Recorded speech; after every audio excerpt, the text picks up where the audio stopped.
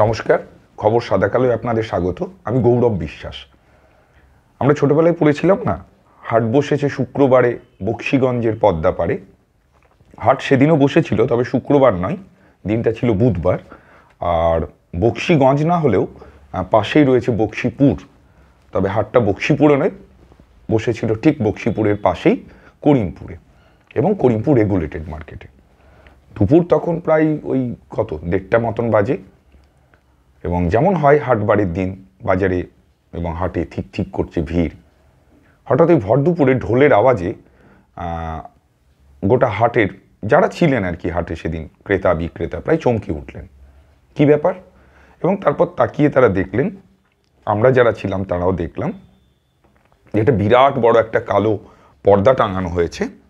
নাটকের ক্ষেত্রে যেমন হয়, বিশেষ করে পথনাটিকার ক্ষেত্রে সেদিনও তাই হয়েছিল। এবং সেটা ছিল গোটা পথনাটিকা এবং সেদিনের যা অনুষ্ঠান গোটাটাই ছিল জলঙ্গিকে বাঁচানোর জন্য। আপনারা হয়তো ভাবছেন জলঙ্গিকে বাঁচানোর জন্য নাটক, পথনাটিকা বা সভা সমিতি করে কি আদৌ কিছু হয়? সেটা অবশ্য সময় বলবে। আমরা বলবো শুধু সেদিনকার কথা। সেদিন যেটা হলো যে কৃষ্ণনগরের যে নাট্যগোষ্ঠী সিঞ্চন এবং আরও একটি সংস্থা যারা জলঙ্গিকে বাঁচানোর জন্য গত কয়েক বছর ধরে নিরলস কাজ করে চলেছে, সেভ জলঙ্গি, এই দুটো সংস্থা মিলে এই অনুষ্ঠানটার আয়োজন করেছিল। অনুষ্ঠানটা মূলত চলেছে 31শে জানুয়ারি এবং 1 ফেব্রুয়ারি, দুদিন। কোথায় কোথায় না, তারা বেছে নিয়েছিলেন, সংস্থার কর্তারা বেছে নিয়েছিলেন জলঙ্গির যেখান থেকে উৎস, একদম জলঙ্গি মুর্শিদাবাদের, এবং যেখানে গিয়ে শেষ হয়েছে অর্থাৎ নদিয়ার স্বরূপগঞ্জ, এই পর্যন্ত বেশ কয়েকটি জায়গায় তারা এই পথনাটিকা আয়োজন করেছিলেন। তাদের একটাই উদ্দেশ্য ছিল যে নদী পাড়ের মানুষজনকে একটা বার্তা দেওয়া, যে বার্তা নদী কি ছিল আর নদী কি হলো এবং নদী কি হয়েছে, এবং তাতে যদি মানুষের হুঁশ ফেরে। নাটকের আমরা এর পরের এপিসোডে, পরের যে ভিডিওই, তাতে আমরা গোটা নাটকটাই দিয়ে দেব। আপনারা নাটকটা দেখলেই বুঝতে পারবেন যে নাটকটা কী নিয়ে ছিল বা কী নিয়ে। আমি কয়েকটি খালি অংশ বলছি। আমরা যারা নদী পাড়ের মানুষ, আমরা যারা নদী পাড়ে থাকি, তারা জানি যে সত্যি সত্যি নদীটা কেমন ছিল এবং এখন নদীটা কী। যারা একটু পুরনো লোক, যারা একটু প্রবীণ, তারা আজও চোখ বন্ধ করলে স্পষ্ট দেখতে পান, মানে চোখ বন্ধ করলেই স্পষ্ট দেখতে পান। কারণ এই কারণেই খালি চোখে যে নদীটাকে আমরা দেখি, সেটা নদীর কিছুটা জীবাশ্ম বললেও ভুল হয় না বোধ হয়। এবং তারা বলেন এই সেদিন অর্থাৎ কয়েক বছর আগেও এই নদীতে কিভাবে বাঁশ হতো, এই নদীতেই কত কত মাছ পাওয়া যেত। এখন সেসব অতীত, এবং এখন এই জেনারেশন যারা, তারা শুনে অবাক হয় যে সত্যি এরকমটা ছিল, অথচ সত্যিই ছিল। এই নদীটা গত কয়েক বছরে চোখের সামনে মরে গেল। ঠিক এখানে আমার একটা নিজস্ব বক্তব্য আছে। আপনারা বলতে পারেন যে নিজে বলে নিজেই, তার আসলে নদী মরে না। আমার ব্যক্তিগত মত এটা, নদী এই কারণেই মরে না, নদী ভূতাত্ত্বিক নানা কারণে নদীর অনেক পরিবর্তন হয়। যারা নদী বিশেষজ্ঞ তারা এটা বলেন, নদীর খাত কখনো পরিবর্তন হয়, নদীর উৎসমুখ কখনো সমস্যা হয়, সেটা একেবারেই ভূতাত্ত্বিক কিছু সমস্যা। কিন্তু তার বাইরে যেভাবে নদীটা, আজকে ধরুন জলঙ্গির উৎসমুখ আর খুঁজে পাওয়া যায় না, সেখানে এখন বাজার হাট বসে গেছে।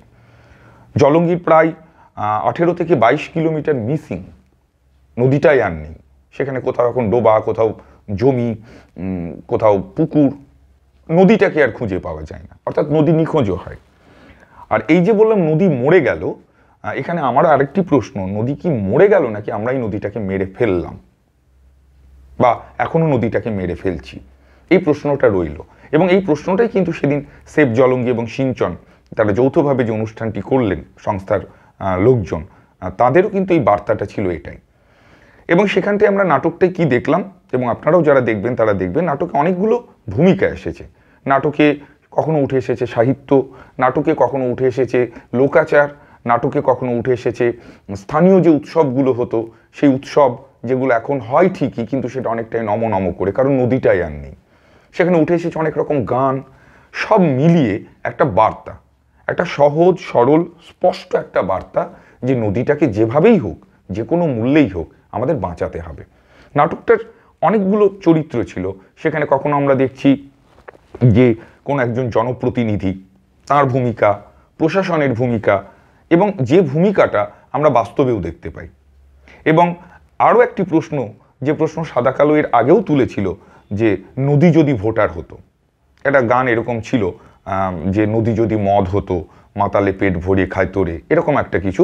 তো সেইটাকে টেনে নিয়ে আমাদের তখন একটা সাপ্তাহিক কাগজ বেরোতো সাদা কালো নামে, যেটা এখন আর বেরোই না, আমরা চালাতে পারিনি। সেখানটায় আমাদের একদম প্রথম পাতায় আমরা এটাই লিখেছিলাম, নদী যদি ভোটার হতো। নদী যদি ভোটার হতো, হ্যাঁ, কোনো কোনো দেশে নদী ভোটার আছেও, আমাদের দেশে এখনো সেটা হয়নি। তো নদী যদি ভোটার হতো তাহলে কি হতো? এই যে নদীটা কোথাও দখল হয়ে গেছে, নদীতে যারা নদীটাকে দখল করেছে বেআইনিভাবে, তাদের কিন্তু কেউ ঘাঁটায় না। কেন ঘাঁটায় না?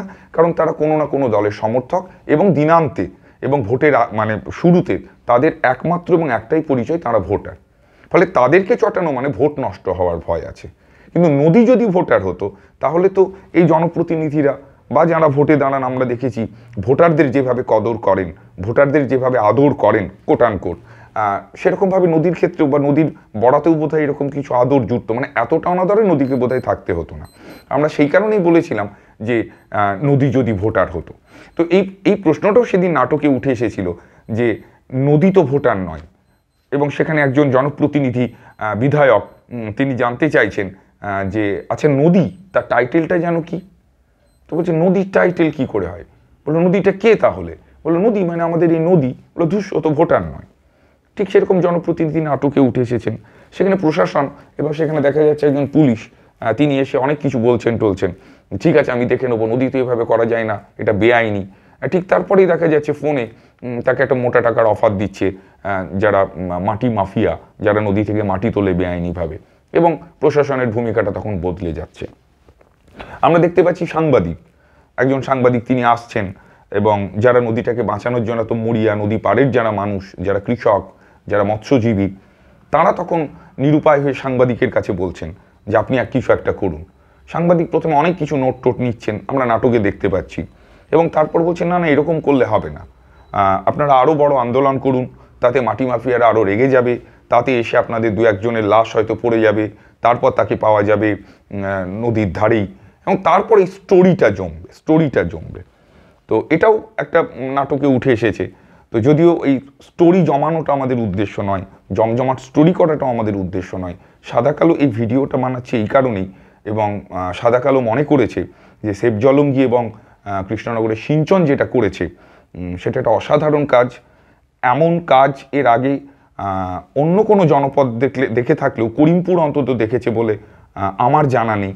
এবং সেদিনকে যারা উপস্থিত ছিলেন, নানান লিফলেট দেওয়া হয়েছে, অনেকে বক্তৃতা দিয়েছেন, এবং সর্বোপরি প্রায় 1 ঘন্টার একটা টান নাটক, যে নাটকটার আপাদ মস্তক শুরু থেকে শেষ পর্যন্ত নানানভাবে একটা বার্তা দেওয়ার চেষ্টা হয়েছে যে নদীটাকে আমাদের বাঁচাতে হবে। সেফ জলঙ্গি এই কাজটা গত 4 বছর ধরে নিরলসভাবে করে চলেছেন। ডক্টর যতন রায়চৌধুরী আছেন, আরও অনেক লোকজন, বিশিষ্ট মানুষজন রয়েছেন সেফ জলঙ্গির সঙ্গে, এবং সিঞ্চনের যিনি নির্দেশক সুশান্ত কুমার হালদার, তিনি একটি খুব চমৎকার কথা বলছিলেন যে 1 ফেব্রুয়ারি সিঞ্চনের জন্মদিনও বটে, এবং এই জন্মদিনে এই নাট্যগোষ্ঠী তারাও সেফ জলঙ্গির সঙ্গে হাতে হাত মিলিয়ে এই নদীকে বাঁচানোর জন্যই এই নাটকটির আয়োজন করেছিল। অনেকে মনে করেন এবং অনেকে বলে থাকেন যে আচ্ছা এই করে কি নদী বাঁচানো যায়? নাটক করে, পথনাটিকা করে, সভা সমিতি করে, কিংবা ফেসবুক সোশ্যাল মিডিয়ায় 2-4টে পোস্ট করে নদী কি বাঁচানো যায়? নদী হয়তো সরাসরি ওভাবে বাঁচানো যায় না, কারণ যারা মনে করেন যে নদী বাঁচাতে গেলে আমাকে আজই কোমর বেঁধে নেমে নদীর সমস্ত কচুরিপানাগুলো তুলে ফেললাম, তাতে আপনি কত কিলোমিটার নদী পরিষ্কার করবেন বলুন? সেরকম হলে যে যখন 100 দিনের কাজটা খুব অ্যাক্টিভলি চলতো, সে তো নদী জলঙ্গির কথাই যদি ধরি, বা আমরা যেটাকে খোড়ে বলি, প্রতিটি গ্রাম পঞ্চায়েতের কে ছুঁয়ে গিয়েছে। তো গ্রাম পঞ্চায়েত কর্তৃপক্ষ যদি মনে করতেন 100 দিনের কাজেও তো এটাকে অন্তর্ভুক্ত করতে পারতেন, এবং সেখানে অনেকটাই নদী পরিষ্কার হতো। কিন্তু এভাবে তো সম্ভব নয়। সেখানে কিভাবে করা যাবে, কতটা করা যাবে, তার জন্য সেচ দপ্তর রয়েছে, তাদের কথাবার্তা বলা দরকার, তারা কিভাবে প্ল্যান করছে সেটা জানা দরকার। এটা একটা বড় প্রকল্প, একটা প্রজেক্ট। এই প্রজেক্টটা যদি খুব বৃহত্তর জায়গা থেকে, বৃহত্তরভাবে এবং পরিকল্পনা না করে যদি করা যায়, আখেরে লাভ কিছুই হবে না। কিন্তু এই সেফ জলঙ্গি বা আরও অন্যান্য যারা নদী বাঁচাও কমিটি বা সংস্থা রয়েছে, বা সিঞ্চনের মতো নাট্যগোষ্ঠী যারা এই কাজটা করছে, একটা কথা তারা খুব স্পষ্টভাবে বলছেন যে নদীকে বাঁচাতে হবে। এবং এই যে জনসচেতনতা এবং মানুষজনকে এই যে সচেতন করার যে প্রয়াস, এই কাজটা কিন্তু তারা করছেন। এবং দেখুন, কে বলতে পারে যে এভাবে আজকে না হোক কালকে, কালকে না হোক পরশু, একদিন বোধোদয় হবে না, এই নিশ্চয়তাটা তো আমরা কেউ দিতে পারি না। সম্প্রতি গ্রাম পঞ্চায়েত ভোট মিটল। এই গ্রাম পঞ্চায়েত ভোটে নদিয়া জেলাতেই একজন ভোটে দাঁড়িয়েছিলেন এবং তিনি দেওয়াল লিখন এবং নানান দেওয়াল লিখন বলুন, ওয়াল লিখন বলুন, ওয়াল মানে আমি সোশ্যাল মিডিয়ার ওয়ালের কথা বলছি, তিনি লিখেছিলেন নদীকে বাঁচাতে ভোট দিয়ে জয়যুক্ত করুন। প্রত্যাশিতভাবে তিনি হেরে গেছেন, কিন্তু সেটা কথা নয়। কথাটা হচ্ছে তিনি বেশ কিছু ভোট পেয়েছেনও। এই যাঁরা ভোট তাকে দিয়েছেন তারা তো নদীকে বাঁচানোর জন্য ভোটটা দিয়েছেন। এই সংখ্যাটা যে কালকে আরও বাড়বে না এই সচেতনতা থেকে, এটা তো আমরা বলতে পারি না। ফলে এই প্রয়াসকে আমরা অন্তত সাদা কালোর পক্ষ থেকে সাধুবাদ জানাই। খুব ভালো স্টোরি কবে হবে, কবে 2-4টে লাশ পড়ে যাবে, কবে মাটি মাফিয়াদের মতন কেউ কোনো ভিলেন হিন্দি সিনেমা বা বাংলা সিনেমার মতন গিয়ে কাউকে অত্যাচার করবে, আমরা অন্তত সেই ভরসায় থাকি না। আমরা এই ভিডিওটা বানাচ্ছি ঠিক একই উদ্দেশ্যে এবং সিঞ্চন এবং সেভ জলঙ্গিকে সমর্থন করি যে সকলে মিলে এগিয়ে আসুন নদীকে বাঁচানোর জন্য। আমার যেটুকু বলার, ধর্তায় দেওয়ার পুরো নাটকটা আমি আগেই বলেছি, পরের ভিডিওতে আমরা দেব। এরপরে সুশান্ত কুমার হালদার, যিনি সিঞ্চনের নির্দেশক, সেভ জলঙ্গির যতন রায়চৌধুরী, যিনি বিশিষ্ট চিকিৎসক, এবং ডক্টর দুর্বাদল দত্ত, বিশিষ্ট শিক্ষক, এই তিনজনই বলবেন সেদিনের নাটক এবং সেদিনের অনুষ্ঠান এবং সেভ জলঙ্গি কি করতে চাই সেটা নিয়ে। আমরা বিশ্বাস করি যে জলঙ্গি নদীর পার্শ্ববর্তী এলাকায় যে জনপদ গড়ে উঠেছে, সেই জনপদে কেবলমাত্র তার সভ্যতায় নয়, তার সংস্কৃতি, যেটা সেই সংস্কৃতির আনাচে কানাচে জলঙ্গি নদীর অবস্থান। অথচ সময়ের সাথে সাথে নদীটা মরে যাচ্ছে, নাগরিক জীবনের বিস্তারের সাথে সাথে আমরা বুঝতেই পারছি না বা ভুলে গেছি বলবো যে এই জলঙ্গি না থাকলে এই জনপদ গড়ে উঠতো না, এখানকার সংস্কৃতি গড়ে উঠতো না। আমরা এই নাটকের মধ্যে এই সচেতনতার বার্তা নিয়ে এগিয়ে এসেছি যে মানুষের মধ্যে এই সাংস্কৃতিক চেতনাকে যদি একটু এগিয়ে দেওয়া যায়, তাহলে তাদের মধ্যে এই বোধটা গড়ে উঠবে নদী আসলে আমার লাইফলাইন, আমার জীবনধারা। তবেই নদীর অবশিষ্টাংশ বাঁচানোর জন্য তারা এগিয়ে আসতে পারে। এই সচেতনতার প্রদীপটুকু জ্বালানোই আমাদের উদ্দেশ্য। আর সেই ভাবনা নিয়েই আমরা উৎস থেকে মোহনা পর্যন্ত, একদম জলঙ্গি থেকে স্বরূপগঞ্জ পর্যন্ত এই দুদিনের যাত্রা করছি। প্রসঙ্গে একটু জানাই, আগামীকাল 1 তারিখ আমাদের সিঞ্চনের জন্মদিন। এবারের জন্মদিনটাকে আমরা এই উদ্দেশ্যেই পালন করতে চলেছি আর কি। আমি সুশান্ত কুমার হালদার, নির্দেশক, কৃষ্ণনগর সিঞ্চন। আসলে তো আমরা 4 বছর ধরে লড়ছি নদী বাঁচানোর জন্য। নদী বাঁচানোর জন্য যা যা করা উচিত, যত দিক দিয়ে আমাদের প্রশাসন, রাজনৈতিক ব্যক্তিত্ব এবং সাধারণ মানুষ সব জানেন কিন্তু জেনেও জানেন না। প্রশাসন সব জানেন কিন্তু জেনেও জানেন না। রাজনৈতিক সদিচ্ছা হবে না, এটা আমরা বুঝে গেছি। আমাদের চাপ তৈরি করতে হবে, আমরা কিন্তু এই চাপ তৈরি করে যাব এবং এই চাপটা কিন্তু আসবে আমার যা ধারণা ভোটের মাধ্যমে। কেন মানুষ একটাই, যে মানুষগুলোকে আমরা ধরতে চাইছি তারা ভোট ছাড়া আর কিছু চেনে না। সামনে আবারও আমাদের সামনে আর একটা ভোট, আমরা আবার মানুষকে বলতে চাইছি তুমি তোমার বাড়ির ইলেকট্রিসিটিটা চাও, জলের লাইনটা চাও, রাস্তাটা চাও, বাড়িটা চাও, কিন্তু নদীটা চাও। নদীটা শুধু নিজের জন্য চেয়েও না, তোমার কালেও কাজে লাগবে, তোমার ছেলে নাতিরাও কাজে আসবে। মাটির তলার আমাদের কিন্তু ভূগর্ভস্থ জলস্তর তলানিতে বিভিন্ন রিপোর্ট এসেই চলেছে। যেদিন নলকূপে জল উঠবে না সেদিন আর চেঁচিয়ে আমাদের কোনো লাভ নেই। তো এখনই আমাদের চেঁচানোর সময়।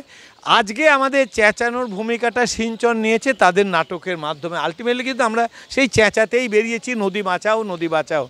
তো খুব ভালো লেগেছে। আমরা সিঞ্চন নাট্যগোষ্ঠীর এত ভালো একটা কোঅর্ডিনেটেড মুভমেন্ট, এটাকে আমরা কোঅর্ডিনেটেড মুভমেন্টই বলবো, ভাবা যায় না। এত সুন্দর সুশান্তবাবুর প্রযোজনা, এত সুন্দর। আর আমাদের তো জানি করিমপুর তো ভীষণ ভালো একটা সাংস্কৃতিক জনপদ, নাট্যচর্চায় যেটা একটা প্রাণকেন্দ্র, নাট্যপ্রেমী গ্রুপও এখানে রয়েছেন। সবার এত সহযোগিতায় আমরা যেটা অনুষ্ঠান করতে পারলাম, কারণ আমরা একটা মোটো নিয়ে বেরিয়েছি যে উৎস থেকে মন অবধি যাবো। আমাদের যে 5টা টার্গেট প্লেস করতেই হবে, সেকেন্ড আমরা কমপ্লিট করলাম। আমরা এইভাবে এগিয়ে যাব। আমাদের আসল কাজ কিন্তু শেষ কাজ নদীটাকে বাঁচাতে হবে। অনেক ধন্যবাদ। লড়াইয়ে সেভ জলঙ্গির সঙ্গে আজকে আমরা পেলাম সিঞ্চনের, কৃষ্ণনগর সিঞ্চনের নাটক, এবং এর উদ্দেশ্য একটাই যে আমাদের এই যে জলঙ্গি নদী যেটা আমাদের প্রাণ, সেখানকার জীববৈচিত্র্য ভীষণভাবে ক্ষতিগ্রস্ত। নদীতে জল নেই, যাও বা থাকে সেটা অত্যন্ত দূষিত।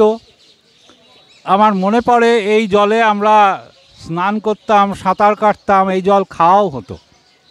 বাড়ির ডাল সেদ্ধ, ভাত কিংবা বড়ি দেওয়ার জন্যে কলায় ভেজানো সব এই জলে। এটা আমার ছোটোবেলা। কিন্তু সেই নদী আজকে সত্যিই মরাস্রোতা, একটা নতুন শব্দবন্ধ শুনলাম, মরাস্রোতা। খুব কষ্ট হলো মনে, এই কষ্টটা বহন করে বেড়াচ্ছি, কারণ আমার একদম ছোটোবেলা থেকে আজ পর্যন্ত আমি এই নদীর ধারেই আছি, জলঙ্গি নদীর ধারে। সেই নদীটা মরে যাবে, তাকে আর দেখতে পাবো না, তার মৃত্যু ঘটবে, এটা ভাবতেই খুব কষ্ট হয়। আসুন সবাই মিলে নদীটাকে বাঁচানোর, পুনরুজ্জীবনের একটা শেষ চেষ্টা করা যাক। সকলকে ধন্যবাদ। আজকের মতন এইটুকুই। সকলে ভালো থাকুন, আনন্দে থাকুন। নমস্কার।